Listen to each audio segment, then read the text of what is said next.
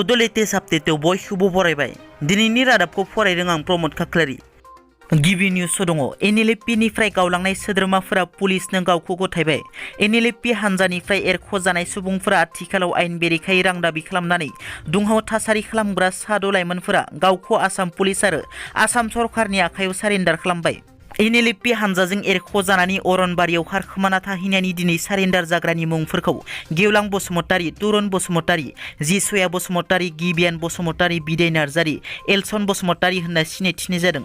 बे साद' लाइमोनफोरा NLFB नि गाहाय बाथानि मददजों दिनै गावसोरखौ पुलिसनो गथायदों।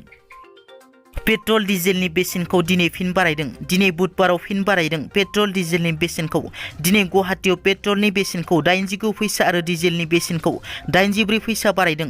बेसेन बारायनायनि उनाव गुवाहाटीयाव पेट्रलनि बेसेना 105 रां 66 फैसा आरो डिजेलनि बेसेना 91 रां 40 फैसासिम सहैबाय।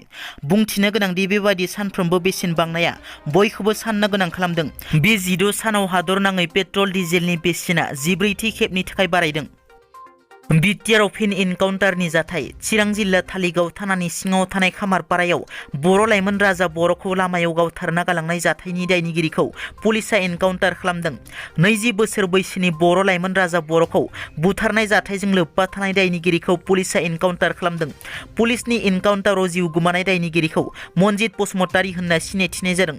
पुलिसनि एनकाउन्टाराव जिउ गोमानाय दायनिगिरि मनजित बसुमतारीया पुलिसजों हमजाना पुलिसनि आखाइनिफ्राय खारखोमानो नाजानाय समावनो चिरां जिल्लानि हाग्रामा दालाङाव पुलिसआ एनकाउन्टार खालामनो गोनां जायो होनना पुलिस बिफाना मिथिहोयो। थांनाय बोसोर 2021 मायथाइनि सेप्तेम्बर दाननि 18 खालाराव क'क्राझाराव ULB नि सोद्रोमा साजायना जोंसार मोसाहारि आरो जनक कुमार ब्रह्मखौ नंखाय एनकाउन्टार खालामनाय जाथायनि बागै इनकुवारि खालामनो कमिसन दानानै होनायनि पाब्लिक हियारिंआ मैया जानानै थाङो। मख'नो गोनांदि लवार आसाम डिभिजननि कमिसनार जयन्त नार्लिकरनि जानानै बिथांनि स्पेसियेल अफिसार देबजित बर'आ जाथायनि बागै गौथुमफोरजों सावरायनायजों लोगोसे फोरमान बिलाइ मेम'रेन्डामफोर गथायनायखौ नाजावो। बे पाब्लिक हियारिंआव डक्टर अनजालि दैमारी आरो दावराव देख्रेब नार्जारी बिथांमोना नुजाथिदोंमोन। साद' आयेन बेरेखायै रां दाबिग्रा NLFB निफ्राय एरख'जानाय सोद्रोमाफोरा सारेन्डार खालामनायनि सायाव NLFB नि गाहाय बाथानि बिबुंथि। बिथाङा बुङोदि बिसोरो दाखाथि हानजा, बिसोरो मोजां मानसिखौ बुथारना खारदों। बिनि उनाव बिसोरो थैजानो गिनानै NLFB नि आश्रय बिनानै सारेन्डार जादों होनना। बिसोरो दाखाथिनि हानजासो NLFB नि नङा।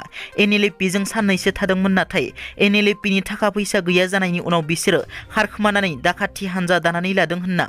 साननैसो NLFB जों दंमोन। NLFB नि मुं लानानै थाखा फैसानि लबाव बिसोरो बाहेरनि माखासेखौ लाफानानै खारखोमायो आरो गोबां मोजां मानसि, सोरबा मास्टार, सोरबा देरफुनाय लाइमोनखौ बुथारखांबाय। बिसोरो उनाव थैजानो गिनानै NLFB खौ खावलायफिननायलाय NLFB आ बिसोरखौ सरकारजों रायलायनानै सारेन्डार महरै बिथांमोनखौ गथायो होनना।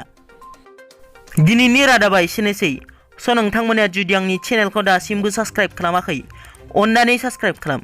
गोजोन्थों।